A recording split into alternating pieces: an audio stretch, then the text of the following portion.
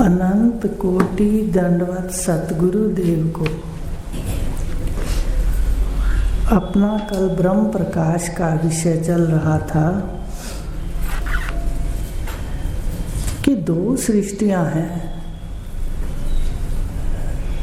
एक तो ईश्वर की कल्पना है, सृष्टि कल्पना है। ईश्वर की सृष्टि कल्पना है रूप, और जीव की सृष्टि कल्पना है नाम। तो दोनों की यहाँ पर साझेदारी है सृष्टि में। रूप ईश्वर बनाता है और नाम जीव रखता है, और जीव की सृष्टि नाम से शुरू हो जाती है। तभी हमारे यहाँ प्रथा है कि छठी वाले दिन या जिस दिन भी कोई नाम रखता है अपनी जात बिरादरी के अनुसार, तो पहले नाम रखते हैं, नामकरण संस्कार होता है, तो जीव की सृष्टि शुरू हो जाती है। लेकिन जीव की सृष्टि के मैं शरीर हूँ, स्त्री हूँ, पुरुष हूँ, माँ हूँ, बहन हूँ, भाई हूँ, तो ये आँखों से नहीं दिखता। आँखों से तो ईश्वर की सृष्टि का एक पुतला दिखता है, लेकिन जीव की सृष्टि की जो कल्पना है वो इंद्रियों से भी नहीं दिखती, अर्थात उसका अस्तित्व शून्य है। हम जिस चीज को अस्तित्व देंगे वो चीज भारी पड़ जाती है।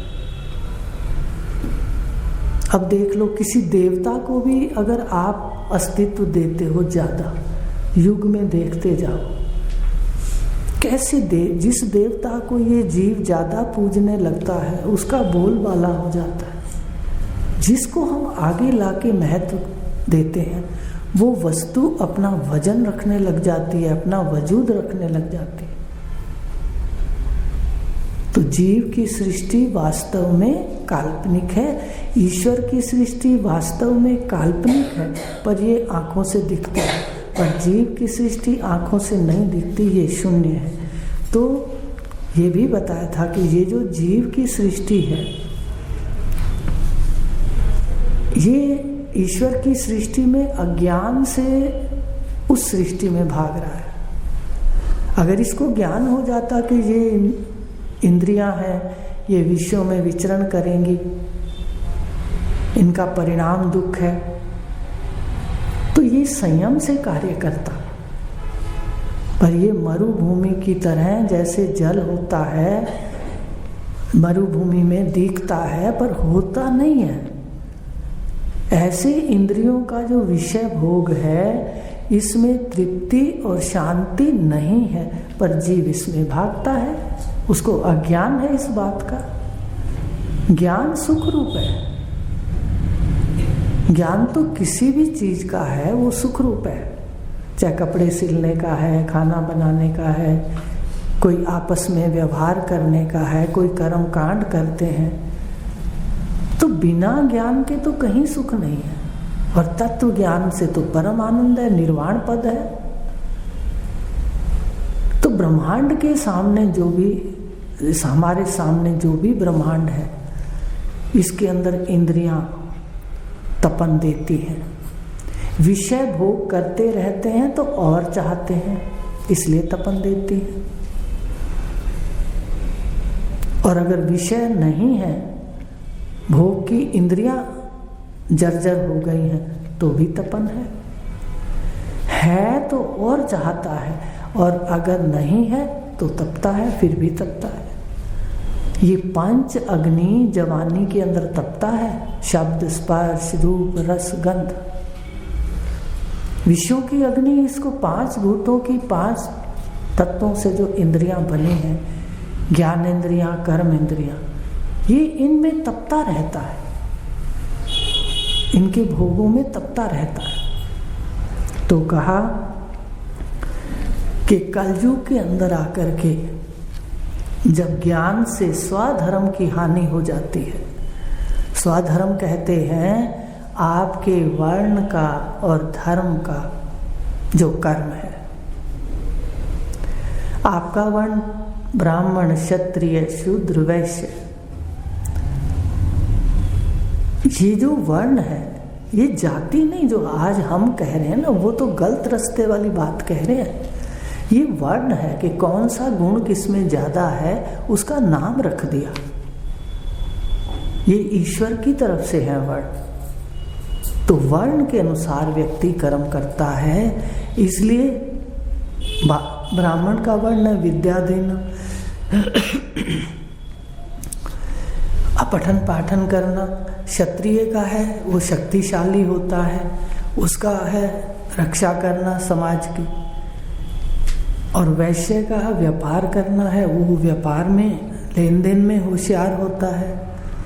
और जो चौथा वर्ण है उसमें शारीरिक शक्ति होती है पर बुद्धि थोड़ी सी कम होती है, तो वो सेवा भाव में रहता है। तो ये वर्ण ईश्वर की तरफ से है गुणों के अनुसार।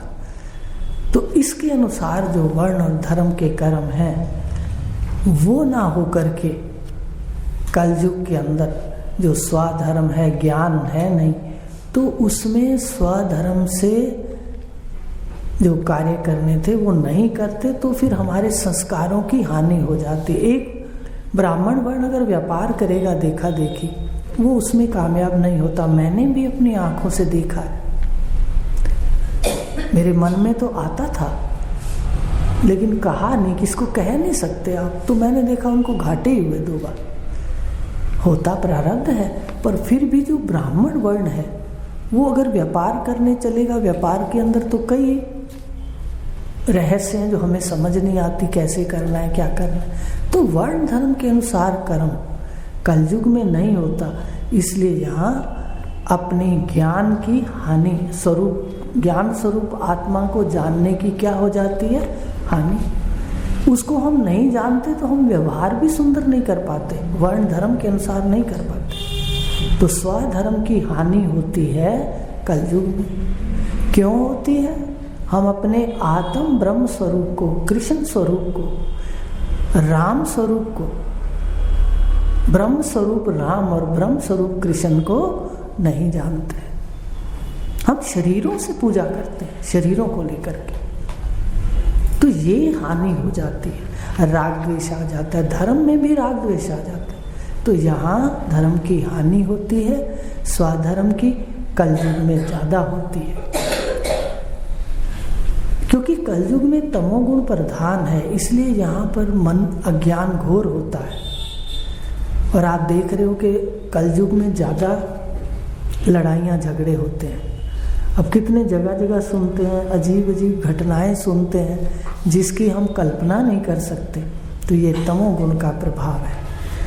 तो कहा, धारण होवे जिस हृदय में ब्रह्म विद्या महान, 499 श्लोक है कि धारण होवे जिस हृदय में ब्रह्म विद्या महान, उत्तम मध्यम कनिष्ठ ये अधिकारी भेद है जहाँ। अब ये स्वधर्म की हानि कलयुग में होती है, इसलिए होती है कि हम अपने वास्तविक स्वरूप को नहीं जानते। वास्तविक स्वरूप में मैं स्त्री नहीं हूँ, सच्चिदानंद आत्मा प्रकाश स्वरूप असंग, इस सृष्टि बनावट से न्यारा भी हूँ और इससे प्यारा भी हूँ। तो था तो ये, अब इस स्वरूप को नहीं जानते तो अज्ञान के वश हम गलत करते हैं। तो कहा, ये जो ज्ञान है, जो स्वरूप का ज्ञान है, जो सत्य का ज्ञान है, जिसके लेने से ये भी पता चल जाता है कि क्या करना चाहिए और क्या करना नहीं चाहिए। विवेक जग जाता है, सत्य और असत्य का, गलत और सही का विवेक जग जाता है।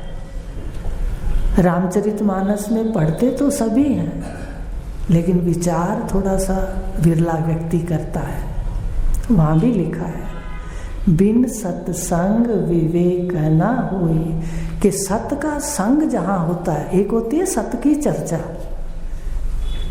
एक इतिहास होता है, कहानियाँ, भाई ऐसा हुआ ऐसा हुआ ऐसा हुआ। तो कहानियों से ज़्यादा जो वास्तव में क्या है, वर्तमान में क्या है, सत्य क्या है, ये जान लेना, ये सत्य ज्ञान है।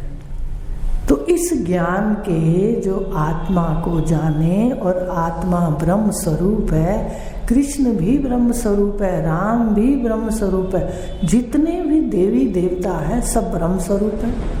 पर सबने जो धारण कर रखे हैं कपड़े, वो उनका लीला है, उनकी पार्ट है। जब परमात्मा सृष्टि को रचने बैठता है, 3 गुणों सहित माया को स्वीकार करके उसी परमात्मा को ईश्वर कह देते हैं। और जब सृष्टि को समेटने लगता है, उसी ईश्वर को शंकर कह देते हैं, महेश कह देते हैं। प्रकृति बदलती है, 3 गुणों की प्रकृति सत लेकर के वो सृष्टि की रचना करता है, तम लेकर के संहार करता है। सारा है तो गुणों का खेल। जैसे आप घर में हो तो माँ हो, पत्नी हो, गृहिणी हो, और अगर स्कूल में हो या कहीं सर्विस है, डॉक्टर हो तो वहाँ डॉक्टर जी हो, टीचर हो। ऐसे परमात्मा अद्वितीय है, पर माया से विलक्षण उसकी लीला है। तो इसको जानने के लिए 3 प्रकार के साधक होते हैं। पहला साधक होता है उत्तम अधिकारी। देखो, ये जो आत्म ज्ञान है, इसको सभी लोग नहीं जान सकते। भगवान ने गीता के अंदर कहा 7वें अध्याय में, मनुष्यों में हजारों ये विरला योग आचरे। ये जो नित्य योग बता रहा हूँ, स्थाई योग 4थे अध्याय में पढ़ा, अभी स्थाई योग कहा। स्थाई माने जो सदा रहता है, नित्य माने जो नित्य रहता है। ये वो योग है जो आप कर रहे हो। ज्ञान योग भी कहते हैं। मुझसे कई भाई ऐसे मिलते हैं सत्संगी, अपने किसी को काटते तो नहीं है, लेकिन मुझे पता है आगे है कुछ और, थोड़ा सा हो लेना चाहिए। एक योग आपको बताया है, वो भी राधा स्वामी का ही है, ये भी राधा स्वामी का है। वो लगता है छूटता है, लगता है छूटता, कर्मजन्य है। और ये भगवान कह रहे हैं ये नित्य योग है। आपको बताया था उस दिन कि आपके उदर के अंदर, पेट के अंदर जो आकाश है और जो बाहर आकाश है, उसका नित्य योग है। हमें योग करना नहीं पड़ेगा। आपकी आँखों का सूर्य के साथ नित्य योग है, केवल जानना है। क्या हमें पता था? आपकी श्वासों का वायु से नित्य योग है, करना थोड़ी है।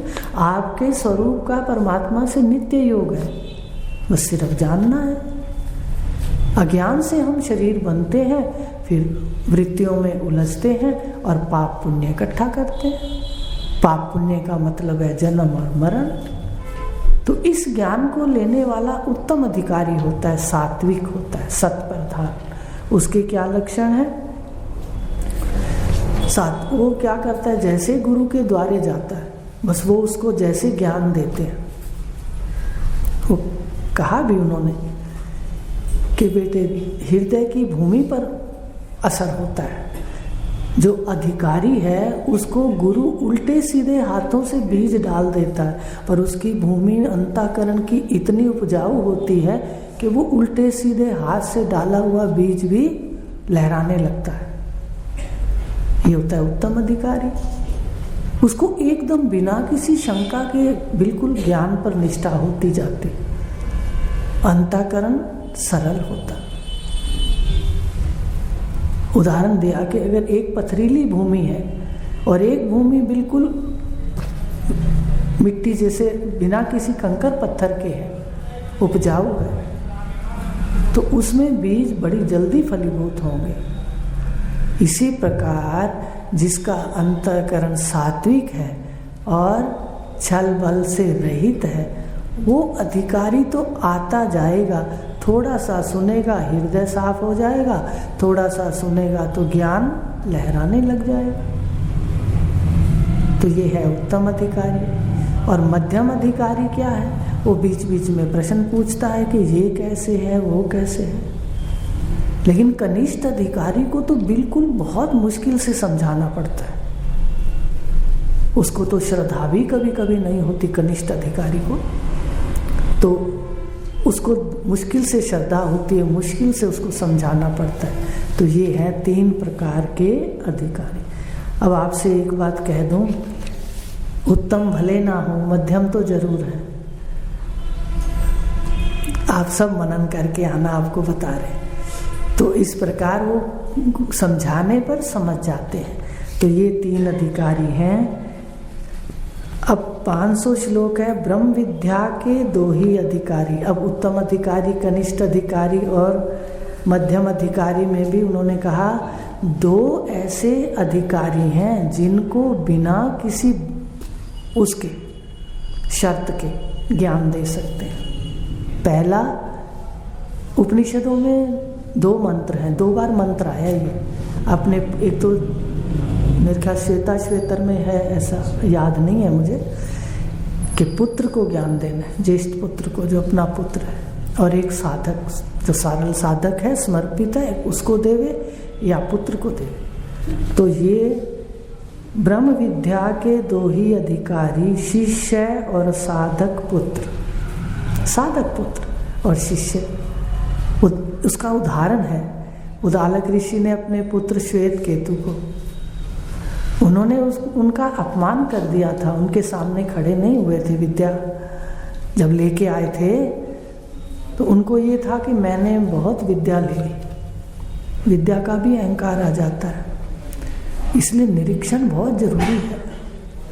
अहंकार तो किसी भी चीज का सही नहीं है, क्योंकि अहंकार आते ही दुर्गुण पीछे पीछे आ जाते हैं। अहंकारी व्यक्ति में गुण आते ही नहीं है। अगर वो निरीक्षण नहीं करता, आप अपने परिवारों में देखो, जो गलत करके निरीक्षण नहीं करता वो तो किसी तरह से नहीं, अहंकारी है तो बिल्कुल गुण उसके चले जाएंगे धीरे धीरे। तो ये बड़ा, सबसे बड़ा शत्रु है। तो इस प्रकार कहा कि ब्रह्म विद्या के 2 ही अधिकारी, एक तो शिष्य जो शिष्य रूप से आए, स्वीकार करे श्रद्धा से, वो अधिकारी है, उसको सब कुछ देना। 8 साधन देने होते हैं ना, सिर्फ श्रवण से काम नहीं चलता, 8 साधन उसके पास होते हैं। ये 8 के अधिकारी हैं। और आपने देखा होगा श्वेत केतु ने, उदालक ऋषि ने श्वेत केतु को 9 बार उपदेश किया था तत्वम असि का। 9 युक्तियों के द्वारा किया था। एक युक्ति से ना समझा, दूसरी से, तीसरी से, चौथी से। तो पुत्र भी अधिकारी होते हैं। बड़ा उन्होंने जीवन में बहुत सुंदर बातें बताई, जो कई बातें आपको बता भी नहीं सकते। वो भी बताया कि बच्चों के साथ कैसे करना। तो ये जो अधिकारी पुत्र होते हैं, जो कि साधक पुत्र होते हैं, वो ज्ञान लेने के अधिकारी। और जो शिष्य है, श्रद्धा से आता है, वो भी ज्ञान लेने का अधिकारी है। बस 2 ही अधिकारी हैं, तीसरा और बताया ही नहीं उपनिषदों के अंदर। ब्रह्म विद्या के 2 ही अधिकारी, शिष्य और साधक पुत्र, श्रद्धा और सम्मान दे पावे जीवन मुक्ति का सूत्र। और श्रद्धा करते हैं साधक भी, और सम्मान देते हैं, पुत्र भी श्रद्धा करता है, सम्मान देता है, वो अधिकारी है। तो वो क्या पा लेते हैं? मुक्ति का सूत्र। सूत्र माने सुराग, सुराग पा लेते हैं। वो रहस्य जान लेते हैं कि मुक्त कैसे होंगे, सिर्फ श्रद्धा और सम्मान। अर्थात अपने अहंकार को गिराकर श्रद्धा और सम्मान होता है। याद रखना, अहंकार हमारे पास है तो हम श्रद्धा नहीं कर सकते, ना ही सम्मान कर सकते। करेंगे पीछे कुछ और कहेंगे। श्रद्धा सहित जो ज्ञान है, भगवान ने भी कह दिया, श्रद्धावान लभते ज्ञानम। श्रद्धावान ज्ञान लेता है। तो इस प्रकार श्रद्धा है, सम्मान देता है, वो साधक पुत्र हो या शिष्य, दोनों ही अधिकारी है। और मुक्ति का जो रहस्य है वो गुरुदेव उसको देते हैं। श्रवण करा के सतगुरु मनन भी साथ साथ, निधि ध्यासन के लिए चाहिए श्रद्धा और विश्वास। अब देखो उनको 3 बातें हैं। ज्ञान उसको होता है जिसको श्रवण भी कराया जाए, मनन भी कराया जाए और फिर कहा जाए कि निरीक्षण करो ज्ञान कितना अंतःकरण में है। हमारा ज्ञान भारी हो जाता है या कि सारा दिन संसार ही भारी रहता है। अचानक कोई आके बात कह दे और अपने को गुस्सा आ जाता है या कोई, तो क्षणिक अगर गुणों का गुण बरते तो ठीक है, अन्यथा वो फिर निरीक्षण करके पता करें कि हम कैसे ज्ञान को धारण कर रहे हैं। ज्ञान तो कह रहा ना 3 गुणों का है, और अगर कोई मान भी करता है तो भी हमें असंग रहना है, और अपमान करता है तो भी असंग रहना है।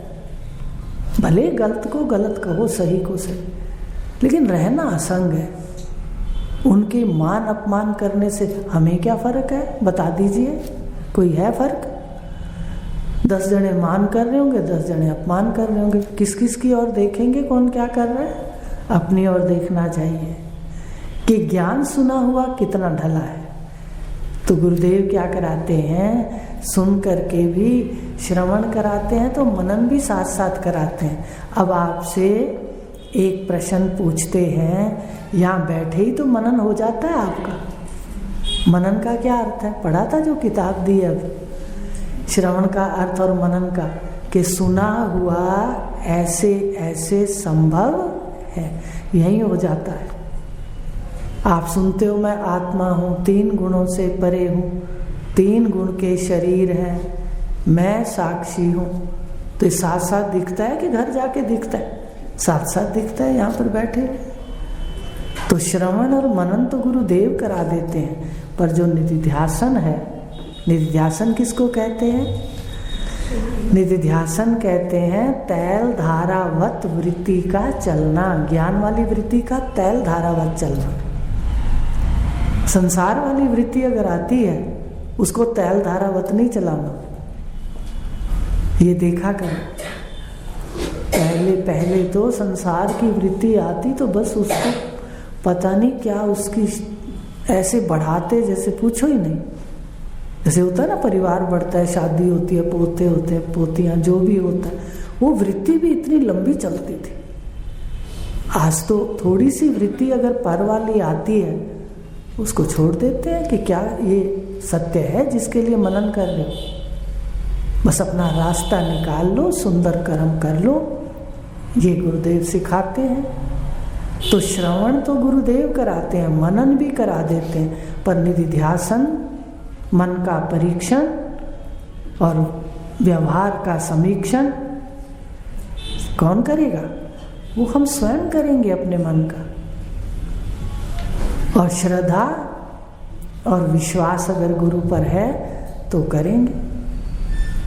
हमें पता नहीं था कि इसका इतना बड़ा फल मिलेगा विद्या का, बस मान करते थे कि एक बुजुर्ग ऐसे था, मान के भाई इतने बुजुर्ग हैं कह रहे हैं तो इनका कहना मानना चाहिए। गुरु शब्द भी बाद में दिखा। तो श्रद्धा और विश्वास बहुत जरूरी है कि जो बात कही जा रही है वो सही है, एक बार मान लेते हैं। और फिर तो वो कहते हैं कि आप सबको दिखेगा। ये जो गीता है ये दर्शन कराती है। फिलॉसफी समझते हो, ये दर्शन ग्रंथ है। तो कहने का मतलब कि ये जो ब्रह्म विद्या है इसके 2 अधिकारी हैं, एक शिष्य और साधक पुत्र। साधक पुत्र है, ये नहीं कि वो धुंधकारी और उसमें पढ़ा था ना आत्ममान, गोकर्ण और वो, तो वो वैसा पुत्र नहीं, साधक पुत्र अधिकारी है और शिष्य। और गुरुदेव क्या कराते हैं? श्रवण मनन करा देते हैं, पर निधिध्यासन करने के लिए हमें श्रद्धा और विश्वास चाहिए। तो हम सत्य मानकर मन को वैसा ढालेंगे। कि भाई ये शांति का रास्ता है, तो हम मन को ढालेंगे, तो सत्य की ओर जाएंगे। नहीं तो ज्ञान सुनते रहेंगे और विषयों में बैठ करके खाना पीना ही नहीं बदलेगा।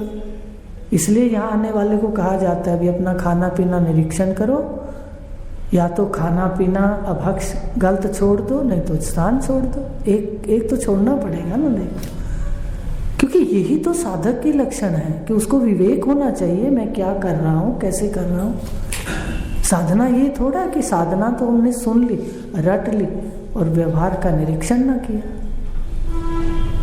तो कहने का मतलब ये जो मुक्ति का सुराग है, सूत्र है, ये गुरुदेव देते हैं, पर साधक के पास श्रवण के साथ, मनन के साथ, निधिध्यासन के साथ श्रद्धा भी हो और विश्वास भी हो कि मेरा कल्याण होगा। तो आज जाके इसको देखना, कल लेंगे आगे। ओम शांति शांति।